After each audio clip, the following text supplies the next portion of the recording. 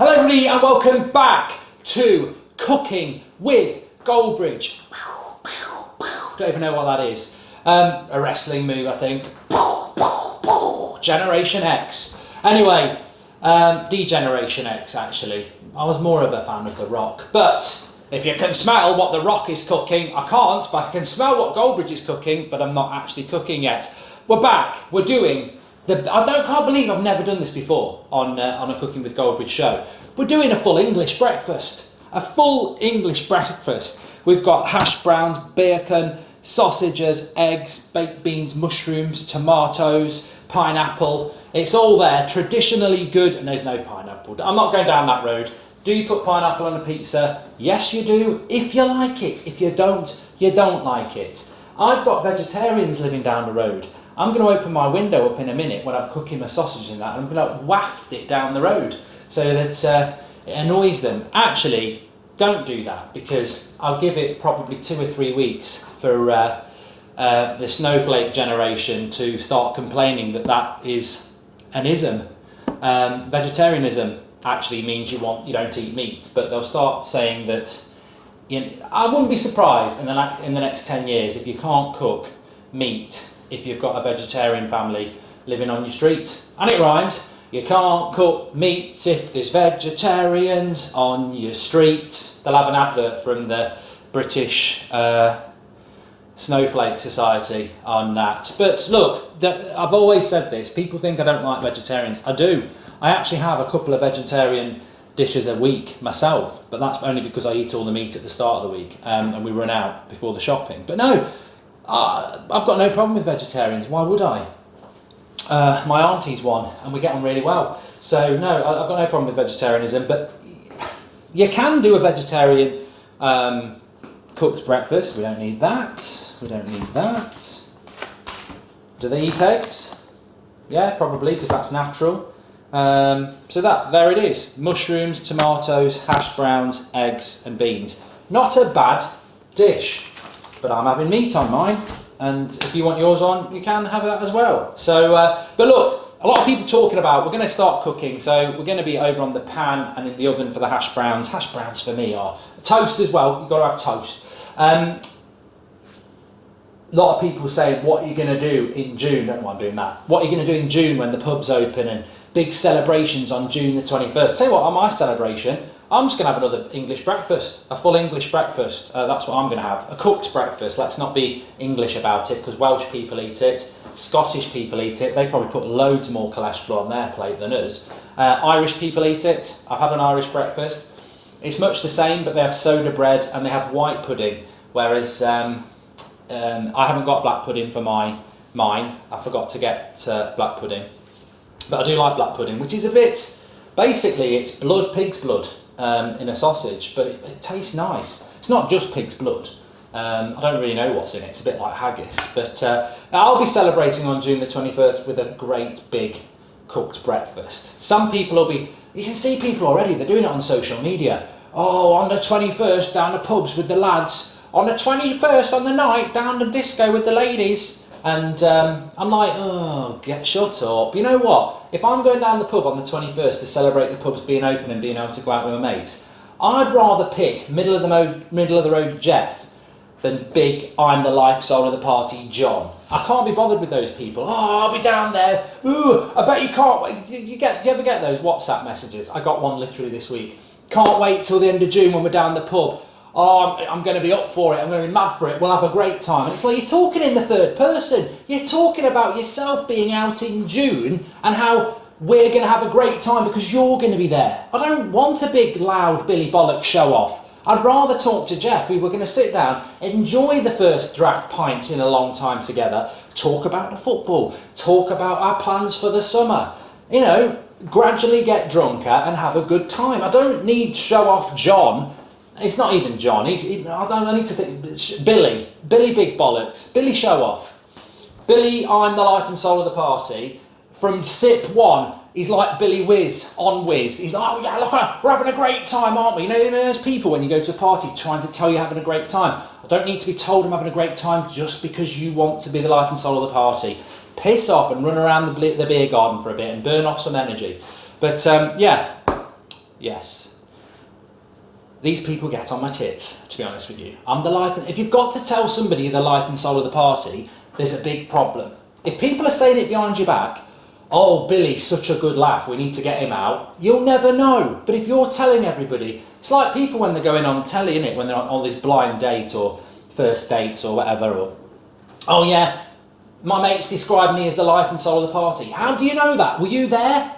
Why would they say it in front of you? Why would they say it in front of you? They haven't said it, have they? You think you're the life and soul of the party. You're the bubbly little show-off loudmouth, which actually, behind the back, they're probably saying, next week, can we try and find a way that they don't know we're going out so we can just have a good night out? Life and soul of the party, prat of the party. Anyway, let's get on with the cooking. We're going to be doing hash browns in the oven, 20 minutes. Got to cut up the mushrooms, get the bacon and sausages. I'm going to do it all on a pan. You could do it on a grill. I'm going to do it on a pan. So I've got sausages, bacon, eggs. I'm going to do my eggs fried, but I do like them scrambled eggs, so I'm going to do them fried. Baked beans, we can do them on the pan or we can do them in the microwave. Easy, just tin, heat up.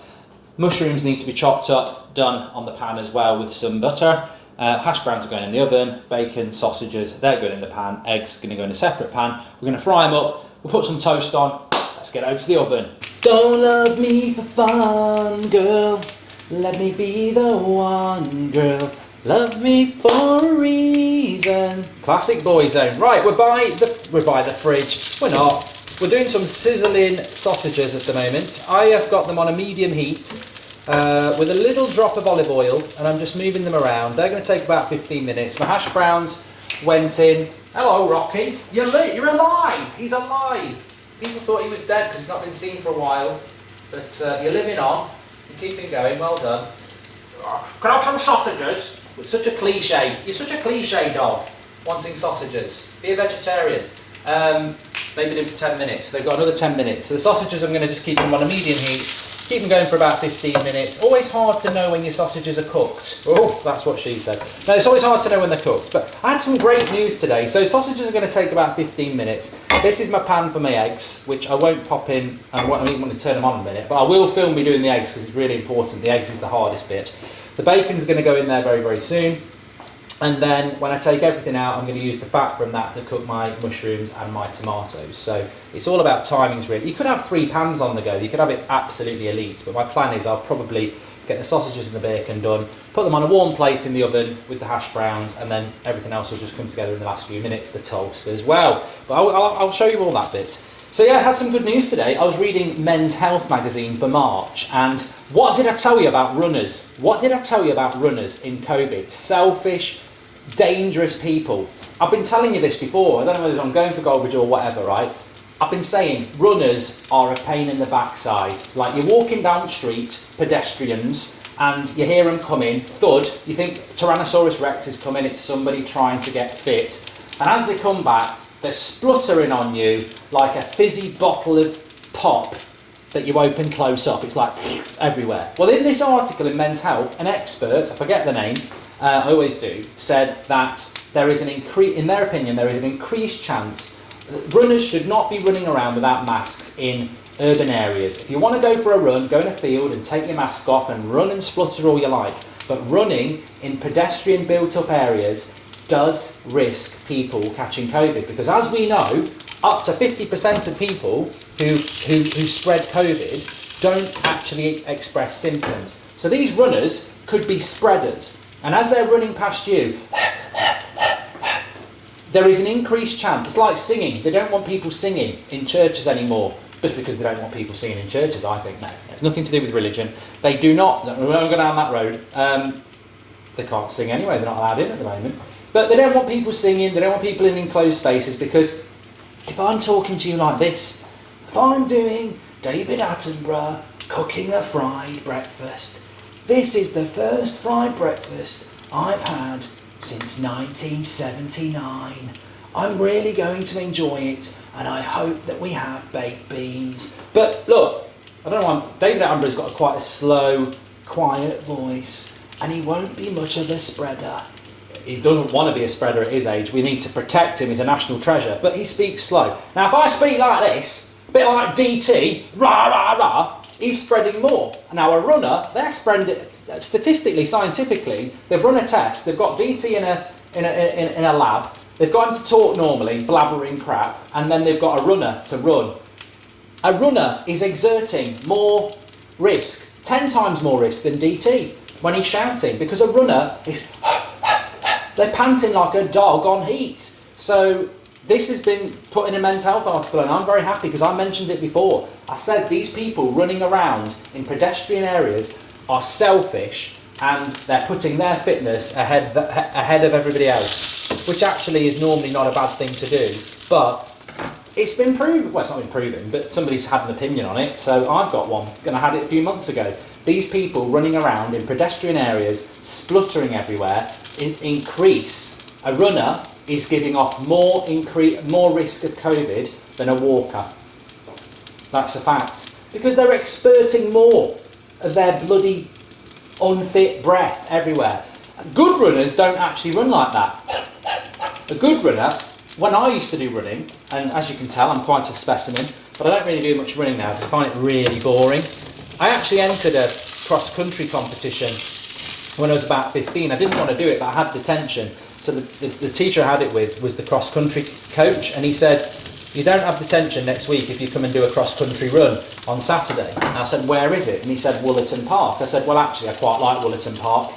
It was being used in the Batman films. I said, I do like what Woolerton Park, I quite like it. He says, you're not going there to have a look around, you're going there to run. I said, well, we'll see about that. Anyway, I got there, I didn't really know anybody, none of my mates would do it. I was like, well, at least I haven't got detention next week. And I took my Sony Walkman with me. You know those headphones from the 80s? Well, I had it in the 90s with the big foam earpieces. So basically, I'm running around, and I thought, I hate running, even though I'm quite good at it, but if I'm listening to music, it might inspire me. Well, I picked up the wrong cassette. I thought I was picking up Rocky IV soundtrack, you know, Eye of the Tiger and all that lot. Bloody picked up Michael Jackson, Heal the World. I can't remember what the album was. So instead of running around motivated, I'm running around stopping in the forest, planting trees, Heal the World. So yeah, I don't like running, even when I'm listening to music. So, but I was always quite fit when I was younger, and my point I'm trying to make is that if you are a good runner, you actually have a breathing, not an apparatus, a breathing rhythm. So my rhythm as a runner used to be two out, one in. But if I'm running in a pedestrian zone, I'll probably only breathe about 10 times in a mile. I'll be like,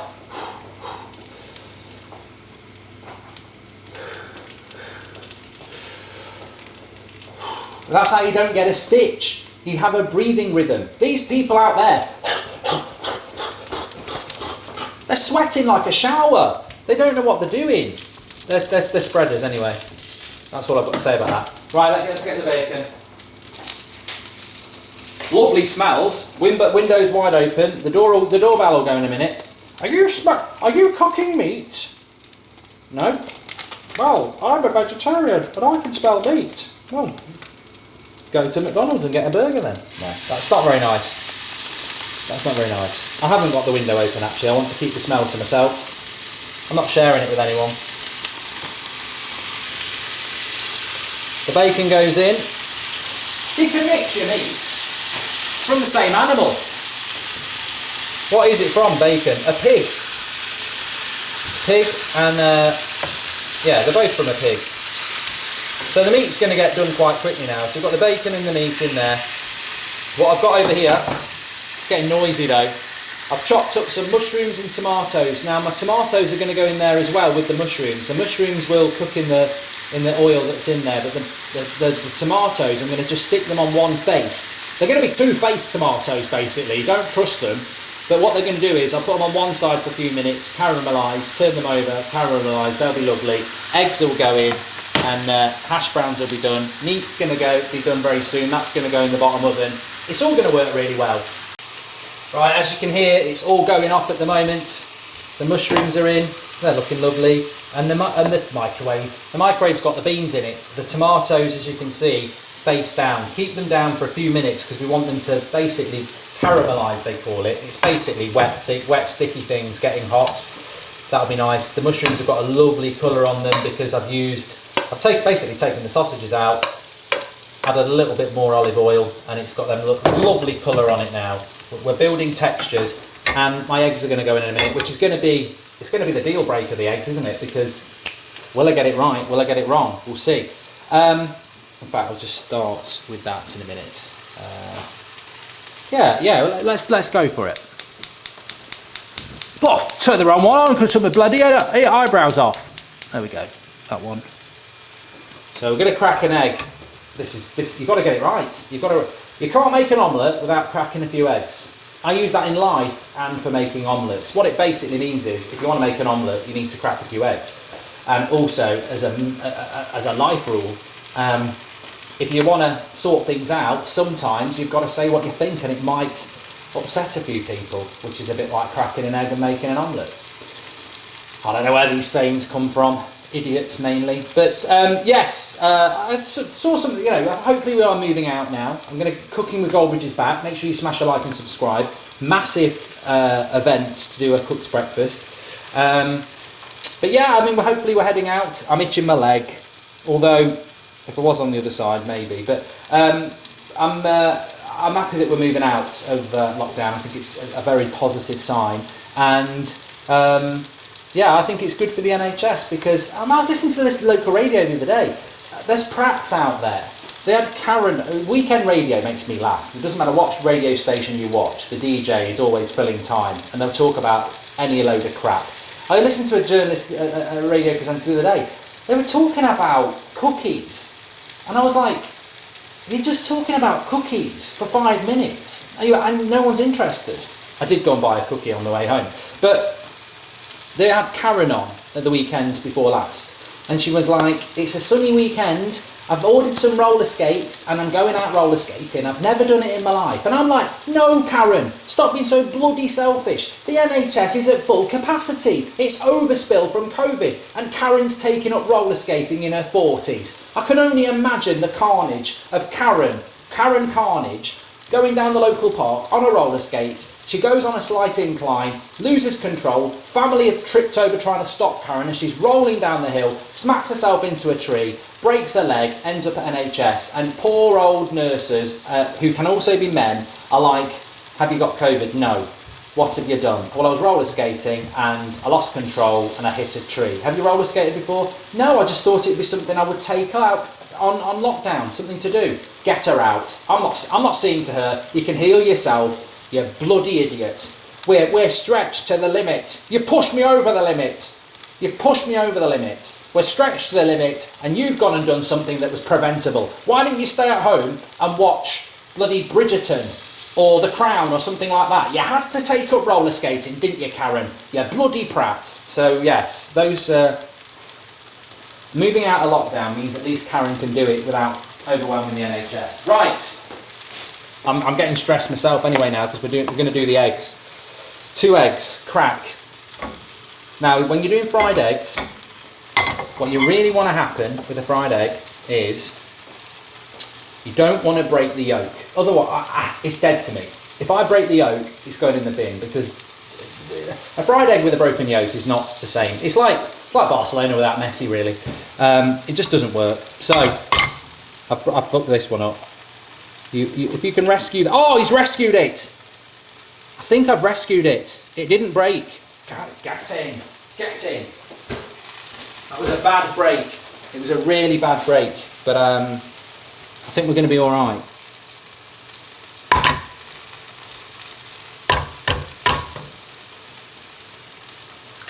Oh, it's a bad break again. But he's done it again. 2 in the hole. 2 in the hole. That could mean something very different, 2 in the hole. But we've got 2 eggs on the go there. Can you just see it? I don't know whether you can get the angle. But the yolks are good. Yolks are good. Yolks are good. The yolks are good. So I'm going to do 2 at the same time because that's what I can do. I'm more than capable of doing 2 at the same time. Right, let's turn our tomatoes over. We're cooking here. We're literally cooking, but we are cooking anyway. Tomatoes. Oh, that needs a turn. Oh yes, nice. That's good. It's very good. Yeah, this is good. Proper caramelised those tomatoes, which is good. Shamone. The eggs are on the go. Right, I'll see you on the other side. My eggs are cooking, my mushrooms are nearly done, my sausages and my hash browns and my bacon are in there. I've turned the oven off, they're just staying warm. Beans in there. I'll see you over there. And there it is in all its glory. It's English or cooked breakfast glory. Sausages and bacon, like a brilliant centre-back partnership. Baresi and Costa Curta. A couple of eggs. It's sitting there in the midfield. Some caramelised onion, mushrooms and tomatoes. 3 hash browns, baked beans and a bit of toast. Banging. Absolutely lovely. Knife and fork, bit of butter on that. Not bothered. Buttered the toast with it. Ready to dig in. Goldbridge cooks an English breakfast. It's a bit messy behind me. It's going to be a bit messy on here. They should give this a rating. This should be on, no. We'll stop there. Lovely, looking forward to tucking this in. I'll drop the ingredients in below, but it's straightforward. It's brilliant. It's the best cooked breakfast you can have. Don't eat it every day. Probably just have it once every few months. That's what I do, because if you eat that every day, you're not going to have a very happy doctor or heart. But smash a like on the video, subscribe, give it a try, get in the comments and let me know what you want to cook next. I'll speak to you all in a bit. It's back, Cooking with Goldbridge. Talking time.